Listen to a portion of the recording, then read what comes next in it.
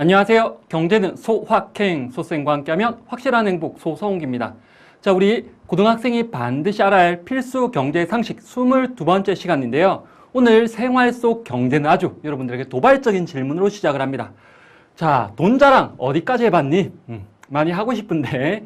자, 첫 번째 후보입니다. 난 추우면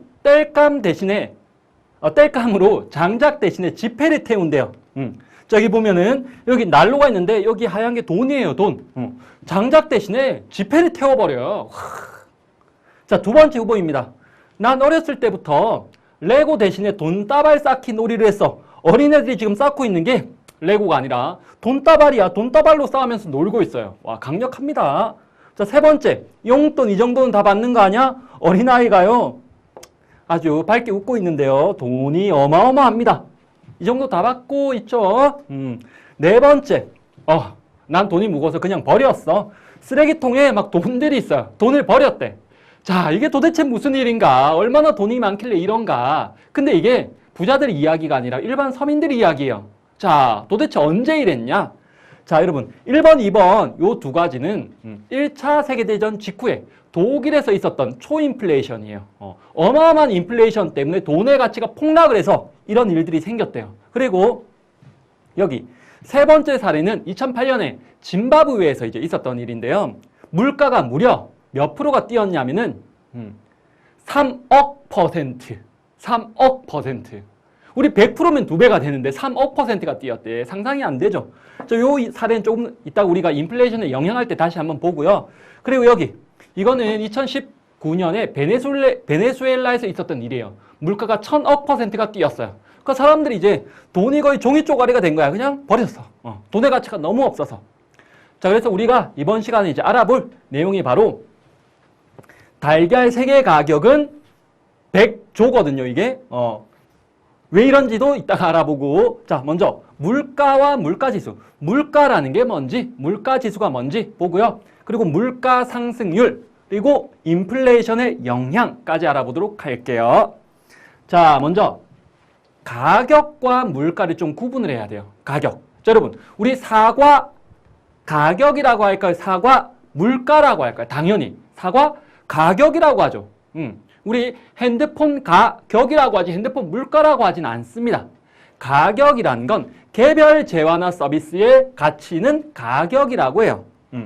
그리고 물가는 하나하나가 아니라 여러 재화와 서비스의 종합적인 가격 수준, 평균적인 가격 수준을 물가라고 합니다. 예를 들면은 자, 선생님이 초등학교 다니던 시절 1990년대 이때는 초코파이 한 개 가격이 한 개의 가격이 100원이었어요. 그런데 지금 2021년에는 초코파이 한 개 가격이 얼마예요? 지금은 400원입니다. 가격이 4배가 됐죠. 하나의 재화에는 가격이라고 하는 거야. 그런데 우리 초코파이 가격만 뛴 게 아니라 뭐 짜장면 가격, 버스 요금 이것저것 평균적으로 엄청나게 많이 뛰었어요. 여러 재화와 서비스의 가격이 다 뛰었습니다. 그럼 우리 이때 물가가 상승했다라고 이야기할 수 있고 실제 물가도 이제 한 4-5배 정도 뛰었습니다. 자, 그리고 물가 지수라는 거는 자, 물가가 선생님 좀 전에 뛰었다라고 했는데 얼마나 뛰었는데 구체적인 수치로 표현할 필요가 있습니다. 그게 바로 물가 지수예요. 여러분, 지수라는 건 어려운 게 아니라 숫자로 표현했다 이런 뜻이에요. 그래서 물가 지수는 물가를 파악하기 쉽게 숫자로 표현한 건데 기준 연도를 정해서 우리 실질 GDP 할 때 기준 연도 배웠었죠. 기준 연도 물가 지수는 무조건 100이라고 보는 겁니다. 100. 기준 연도 물가를 100이라고 보고 비교 시점. 우리가 궁금한 시점의 물가를 이때의 물가가 100이라면 상대적으로 얼마일까? 이렇게 표시하는 거예요. 그래서 우리 2015년이 기준 연도다. 그러면 2015년도 물가 지수는 무조건 100이 되겠죠. 그리고 이때의 물가에 비해서 2021년 지금 물가를 상대적으로 비교했을 때 이때에 비해서 110 정도 된다. 그럼 우리가 이렇게 이야기할 수 있죠. 기준연도에 비해서 지금 2021년도에 물가가 10% 뛴 거죠. 이런 식으로 표현할 수가 있습니다. 자, 그런데 물가 지수, 물가를 표현하는 수치들 중에 물가 상승률부터 물가 상승률, 물가가 얼마나 뛰었냐를 말해주는 건데요. 물가 상승률은 특별한 말이 없으면은 전년 대비를 의미해요. 전년 대비 물가 상승률이에요. 자, 우리 앞에서 경제 성장률 한 적이 있죠. 경제 성장률을 어떻게 구했어? 작년 실질 GDP분의 올해 실질 GDP 빼기 작년 실질 GDP 곱하기 100.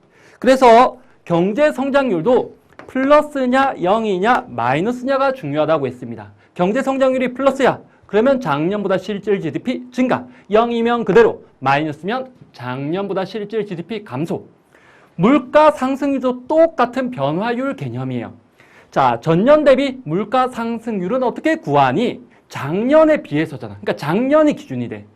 작년 물가 지수 분해 올해 거 빼기 작년 거 곱하기 100을 하는데 이 전년 대비 물가 상승률도 플러스냐 0이냐 마이너스냐가 중요해요. 그래서 물가 상승률이 플러스가 나왔다. 그러면은 전년보다, 전년 기준이니까 물가가 상승한 거고, 그리고 0이 나왔다. 그럼 전년과 물가 수준이 동일한 거고, 그리고 마이너스가 나왔다. 그럼 전년보다 물가 수준이 하락한 거예요. 하락한 거.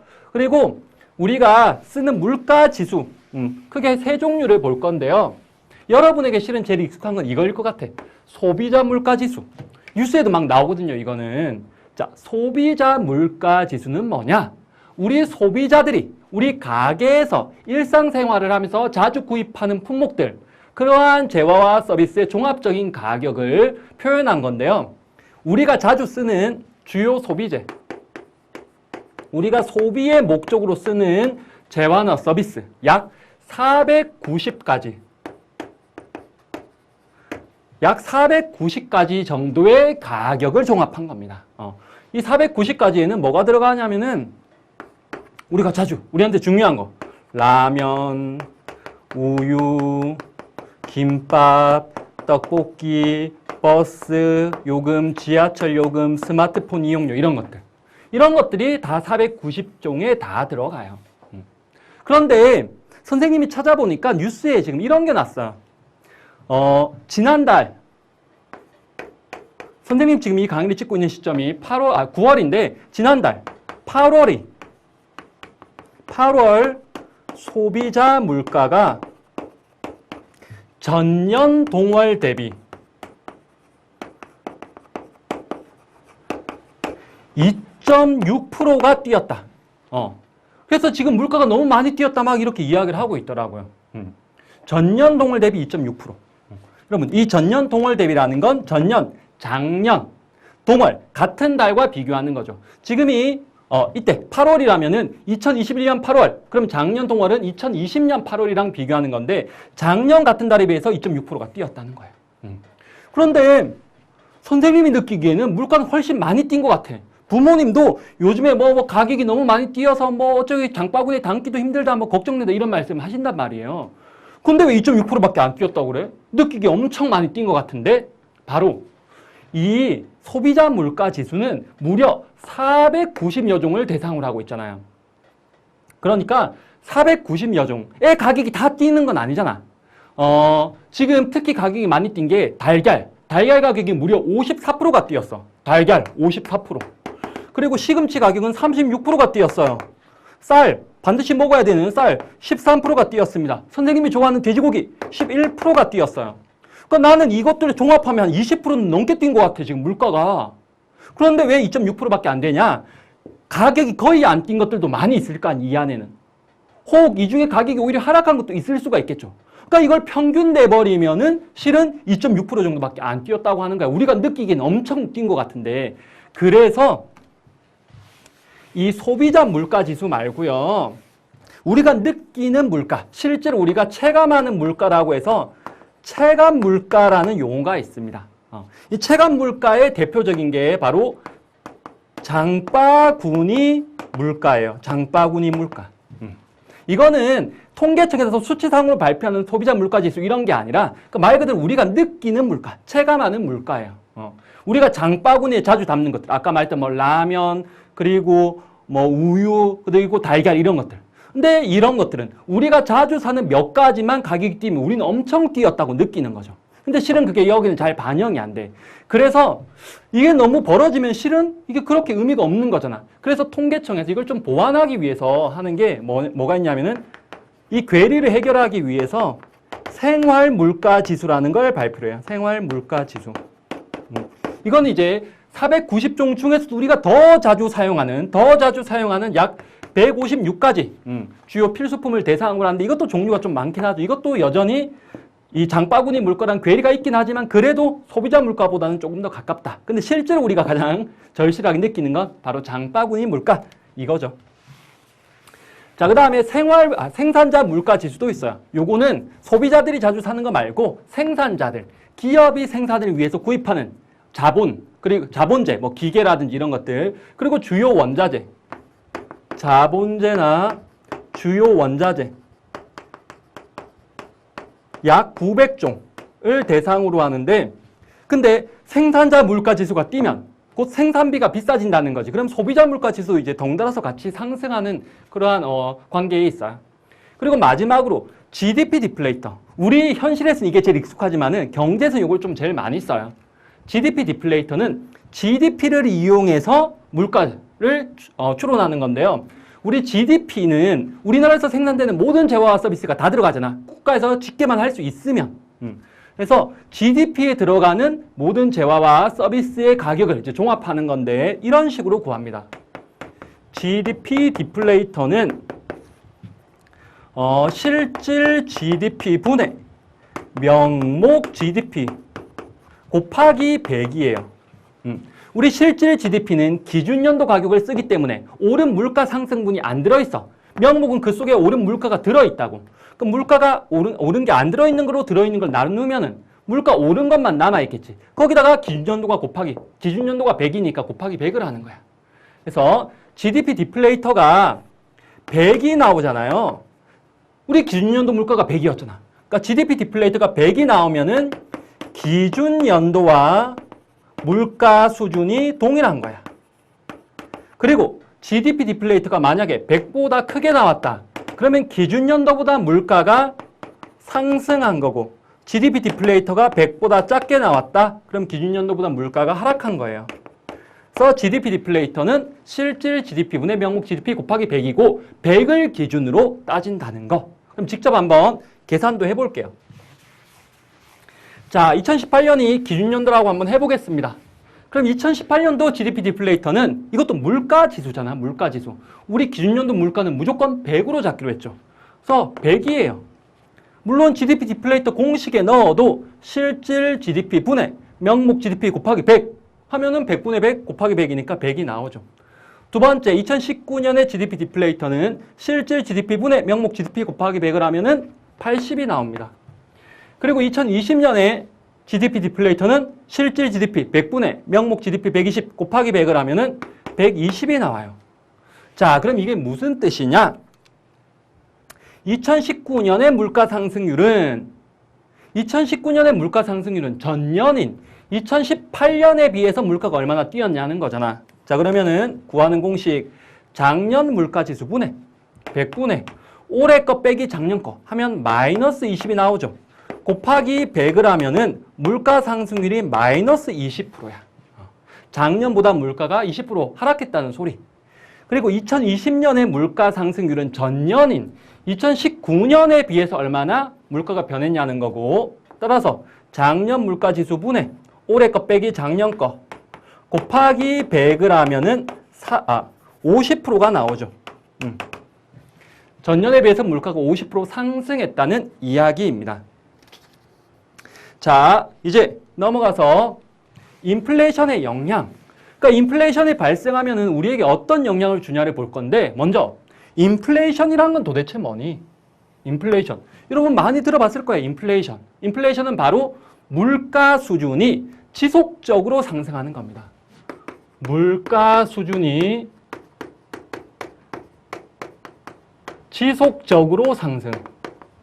그러니까 뭐 한 달 잠깐 높았다고 인플레이션이라고 하지는 않아요. 물가 수준이 계속적으로 이렇게 상승하는 게 인플레이션인데 인플레이션의 반대도 있습니다. 그럼 뭐겠어? 물가 수준이 지속적으로 하락하는 거. 그런데 여러분, 웬만큼 경제가 나빠도, 경제가 좋을 때뿐만이 아니라 웬만큼 나빠도 물가는 상승하는 좀 추세예요. 요즘 우리 경제 나쁘잖아. 그래도 물가는 좀 뛰는 추세거든.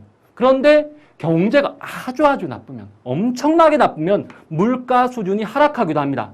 그걸 인플레이션 이제 반대 디플레이션이라고 해요. 이건 뭐 거의 경기가 뭐 완전 어려워지는 거 진짜 최악의 상황이에요. 자, 그리고 인플레이션의 영향을 볼 때 선생님 일부러 이제 요 그림부터 가지고 왔는데요. 여기 지금 달걀 3개가 있어. 우리 이번 강 제목이 달걀 3개는 이거였잖아, 숫자.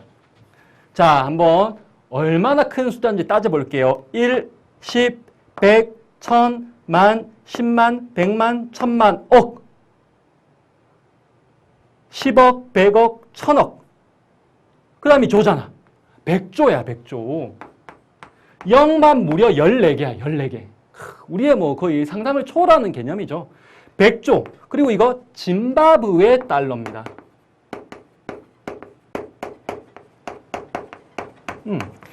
달걀 3개 가격이 무려 100조 짐바브웨 달러였어요. 짐바브웨에서는.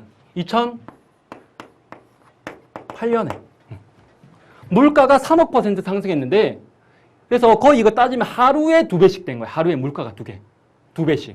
그러니까 뭐 상점에서 가격표도 어때요? 하루에 2번은 바꿔야 되니까 하루에 물가가 2배씩 되니까 가격이 2배씩 되니까 자, 근데 이 100조 짐바브웨 달러가 우리나라 돈으로 환산하면 어느 정도냐? 400원 정도입니다. 400원. 그리고 300조 짐바브웨 달러를 해야지만 1달러 정도 가격이 돼요. 그러니까 여기서 이제 물가가 우리나라보다 싸니까 여기 이거 가지고 달걀 3개를 살 수 있는 거고. 그러니까 이렇게 인플레이션이 발생하면 물론 이건 이제 일반적인 인플레이션이 아니라 어마어마한 인플레이션, 초인플레이션 상황인데요. 인플레이션의 영향도 우리가 좀 오버해서 아주 극심한 인플레이션을 생각하면 좀 더 쉽게 이해할 수 있어서 사례를 가져온 거야. 그래서 인플레이션이 발생하잖아요. 그럼 무조건 물가가 상승하면은 돈의 가치, 지금 이게 100조 짐바브웨 달러예요. 이거 이제 금방 1년만 유통되고 금방 없어졌는데 이 돈의 가치, 화폐의 가치는 어떻게 되는 거야? 폭락하는 겁니다. 반면에 이 물건, 실물의 가치는 올라가는 게 그게 바로 인플레이션의 영향이야. 인플레이션이 발생하면은 바로 화폐의 가치, 돈의 가치는 떨어지고 실제 있는 형태가 있는 물건들, 실물의 가치는 올라가는 겁니다. 자, 그래서 인플레이션의 영향을 보면 여러분들 인플레이션, 뭐 완만한 인플레이션, 뭐 물가 상승률 1%, 2%, 3% 이렇게 완만하고 예측 가능한 인플레이션은 경제에 뭐 별로 부정적인 영향 안 미칩니다. 오히려 긍정적일 수 있어요. 하지만 예상치 못한 어마어마한 인플레이션이 닥쳤을 경우에는 부정적인 영향을 많이 미치거든요. 자, 먼저 소득과 부의 의도하지 않은 재분배를 가져올 수 있어.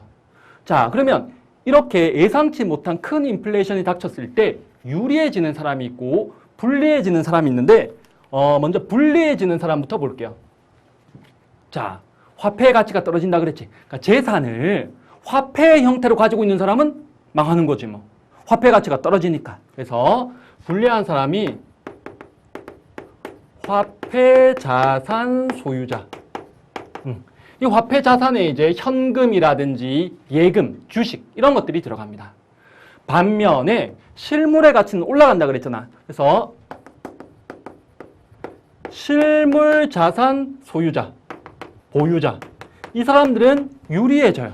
자, 여러분 실물 자산에 어떤 것들이 있냐면은 실물 자산에는 뭐 땅이라든지 그 다음에 건물, 자동차, 뭐 컴퓨터 이런 것들이 다 구체적인 형태가 있잖아요. 화폐 자산은 구체적인 형태가 없는 거고 실물 자산은 구체적인 형태가 있어요. 자, 이런 것들 중에 우리 토지나 건물은 옮길 수가 없지. 그래서 이런 것들은 우리가 부동산이라고 하는 거고 부, 아닐 부자, 동, 움직인다는 뜻이야. 그러니까 움직일 수 없는 재산, 자산. 그리고 자동차나 컴퓨터 같은 경우에는 우리가 가지고 움직일 수가 있지. 이런 거는 동산이라고 부릅니다. 그리고 이 부동산, 동산 합쳐서 이제 실물 자산이라고 부르는 거예요. 자, 그 다음에 또 불리한 사람 계속 보면은 채권자가 불리해지고 채무자가 유리해져요. 채권자는 누구냐? 채권자는 돈을 빌려준 사람이고 채무자는 돈을 빌린 사람입니다. 그래서 채권, 그러니까 이거는 돈을 받을 권리가 있는 사람이고 채무자는 무자가 의무야, 의무. 갚아야 될, 빚을 갚아야 될 의무가 있는 사람이란 뜻이야. 자, 보세요. 자, 100만 원을 여러분이 나한테 100만 원 빌려준다고 해볼게요. 자, 여러분이 선생님한테 100만 원을 빌려줬어. 그럼 여러분이 채권자, 선생님 채무자가 되는 거야. 여러분이 채권자야. 자, 그 돈의 가치가 높을 때, 그냥 인플레이션 별로 발생 안 했을 때, 내가 여러분한테 100만 원 빌렸어. 그리고 이제 물가가 엄청나게 뛴 거야. 100배쯤 뛰었어, 물가가. 엄청나게 인플레이션이 온 거야. 그럼 어때? 돈의 가치가 엄청나게 떨어지지. 선생님은 100만 원을 여러분한테 빌리자마자 달걀을 엄청나게 사둔 거야. 달걀을. 그리고 이제 물가가 엄청 뛰었어. 이제 달걀 하나에 한 200만 원쯤 하는 거야. 그럼 이제 나 어떻게 하면 돼? 여러분한테. 내가 돈 갚을게요. 이 달걀 하나 받아. 이러면 되는 거야. 그럼 여러분의 입장에서는 불리해지는 거지. 왜? 여러분은 돈의 가치가 높을 때 빌려줬다가 돈의 가치가 낮아졌을 때 받는 거잖아. 반면에 나의 입장에서 돈의 가치가 높을 때 빌렸다가 낮을 때 갚으니까 부담이 덜한 거죠. 자, 그래서 채권자가 불리해지고 채무자가 유리해진다. 그 다음에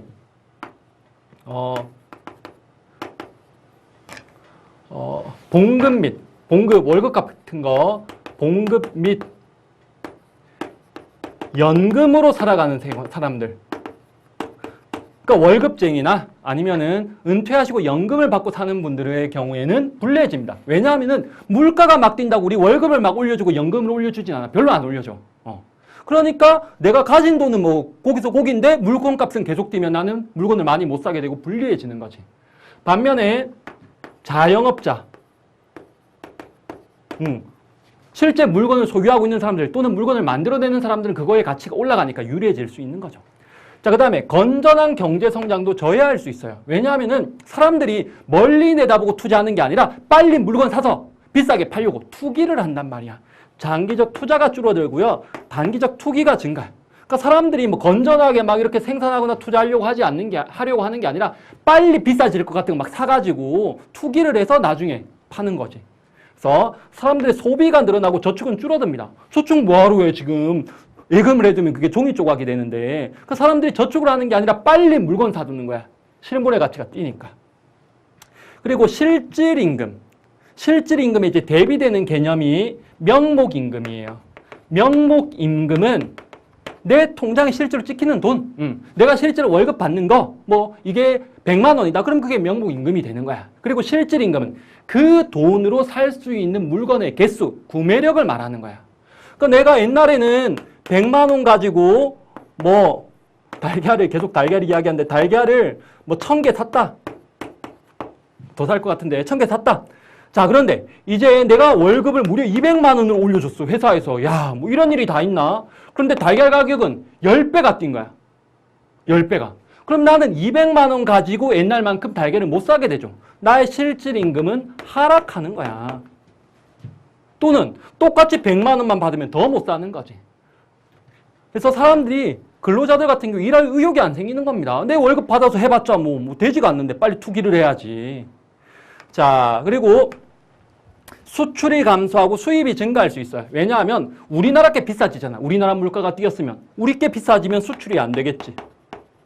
반면에 우리 게 비싸면 상대적으로 외국의 게 싸게 느껴지겠지. 그러니까 수입이 증가할 수 있는 겁니다. 그래서 예상치 못한 급격한 인플레이션이 발생했을 경우에 경제에 이렇게 부정적인 영향을 미칠 수 있다라는 거예요. 자, 그래서 선생님이 오늘 인플레이션을 계속 초인플레이션의 예로 들었었는데요. 초인플레이션, 하이퍼인플레이션. 인플레이션 중에서도요, 물가 상승률 수백 %, 어마어마하게 통제가 안 되는 인플레이션 상황을 이야기하는데 실제 이제 역사적으로 보면은 대표적인 사례가 1차 세계대전 직후의 독일이에요. 독일이 1차 세계대전을 하면서도 전쟁을 하려면 돈이 들잖아. 계속 돈을 찍어냈습니다. 그리고 1차 세계대전이 끝났어. 독일이 패전국이죠. 그러니까 승전국에게 배상금을 갚아야 돼. 또 또 돈이 필요한 거야. 경제를 살려야 돼. 또 돈이 필요한 거야. 그러면은 원래 우리 정부에서 일하는 건 기본적으로 국민한테 세금 걷어서 그 돈을 가지고 정부에서 일을 하는 거잖아요. 그런데 국민들이 지금 전쟁 때문에 너무 힘들어요. 돈이 없어. 아주 간단하면서 강력한 방법. 뭐 돈 찍어내면 되잖아. 정부가 돈 찍어내니까. 돈을 막 찍어낸 거야. 돈이 어마어마하게 많아졌어. 근데 물건의 개수는 그대로야. 그럼 어떻게 돼? 돈의 가치가 떨어지고 실물의 가치가 올라가는 거지. 그래서 이 당시에 이 1차 세계대전 이 직후 이 당시에 독일에서 빵 하나 사는데 편지 하나 붙이는데 수천억 마르크가 들었다는 거야. 수천억 마르크. 그러니까 물가가 어마어마하게 올라가니까 화폐 가치가 어마어마하게 떨어졌던 거지. 그래서 이 당시에 이제 있었던 일화로 아까 처음에 봤던 사람들이 장작 대신에 종이를 떼우는 거야. 왜냐하면 장작 가격이 너무 비싸거든. 차라리 화폐가 더 싸거든. 장작 대신에 화폐를 떼우는 거지, 돈을. 그리고 벽지 가격이 너무 비싼 거야, 실물의 가격이. 돈으로 벽을 발라버렸어. 이게 더 싸니까. 그리고 어떤 할머니가 그 장바구니에 돈을 가득 담아가지고 이제 시장을 보러 갔어. 물건 가격이 너무 비싸니까 막 장바구니에 수레에 끌고 와야 돼. 그런데 이 할머니가 잠깐 이렇게 장바구니를 땅에다 놓고 이렇게 한눈 파는 사이에 도둑이 훔쳐간 거야. 근데 돈은 버리고 장바구니만. 돈의 가치는 너무 떨어지고 장바구니 실물의 가격은 비싸니까. 그리고 이런 것도 있었어요. 두 형제가 있었는데 동생은 되게 열심히 근검절약하고 열심히 일하는 동생이야. 그리고 그 돈을 아껴서 은행에 예금했네. 형은 술주정뱅이였어요. 맨날 막 술 마시고 병 막 버리고 이랬어. 그런데 초인플레이션이 발생하니까 어떤 일이 벌어졌냐. 동생이 은행에 예금해놨던 돈 종이 쪼가리가 된 거야. 너무 가치가 떨어지니까. 반면에 형이 남겨뒀던 술병이 있지. 집에 술병이 가득한 거야. 그 술병은 실물이니까 가치가 꽤 올라간 거. 뭐 이런 이상한 일이 벌어지는 거야. 그리고 이 초인플레이션이 우리는 뭔가 나랑 관련이 없는 일이라고 생각하는 우리 역사에도 있었어요. 뭐가 있었냐면은 여러분 당백전 들어봤죠? 당백전. 바로 불타버린 경복궁을 재건하기 위해서 흥선대원군이 발행한 화폐잖아요. 그 당시 경제적으로 너무 어려우니까 국민들한테, 백성들한테 세금을 걷기는 힘들고 그걸로는 충분하지 않고 그래서 새로운 돈을 발행한 거야. 당백전. 근데 그 당시 통용되던 화폐는 상평통보잖아요. 상평통보의 당백전의 뜻이 이거잖아. 당백전은 일당백이라는 뜻이지. 그러니까 상평통보의 무려 100배의 가치를 가지는 돈을 찍어낸 거야. 그러니까 돈이 어마어마하게 공급이 된 겁니다. 돈이 많아졌어. 그럼 돈의 가치는 떨어지거든. 실물의 가치는 올라가거든. 그래서 그 당시에 쌀, 미국 한 섬의 가격이 원래는 7, 8냥 정도였대요. 그런데 이 당백전이 보급되고 나서, 유통되고 나서 한 1, 2년 정도 후에는 이 가격이 6배 정도 뛰었다는 거야. 쌀 가격이. 그럼 그 당시 이제 일반 백성 같은 경우에 엄청나게 어려워졌을 수도 있는 거죠. 그래서 이러한 당백전이 발행됐을 때도 이제 좀 초인플레이션에 가까운 상황으로 우리가 볼 수 있는 거. 우리 역사 속에도 있었어요. 자, 이제 넘어가서 생활 속 경제 미션 완수해 보면은 자, 달걀 3개에 100조 짐바브웨 달러. 이런 초인플레이션이 닥치면은 유리한 사람 누가 유리해져? 실물의 가치가 뛰지. 실물 자산 보유자. 또 돈 빌리는 사람, 채무자, 그리고 자영업자 이런 사람들이 유리해지고 불리해지는 사람, 화폐자산 소유자, 채권자, 그리고 뭐 봉급민, 연금, 생활자 이런 분들이 불리해질 수 있다라는 겁니다. 자, 오늘 수업은 여기까지고요. 다음 시간에는 정부는 왜 1인당 25만 원의 국민지원금을 주는 걸까? 바로 경제 안정화 정책으로 만나도록 하겠습니다. 여러분들 모두 수고하셨습니다.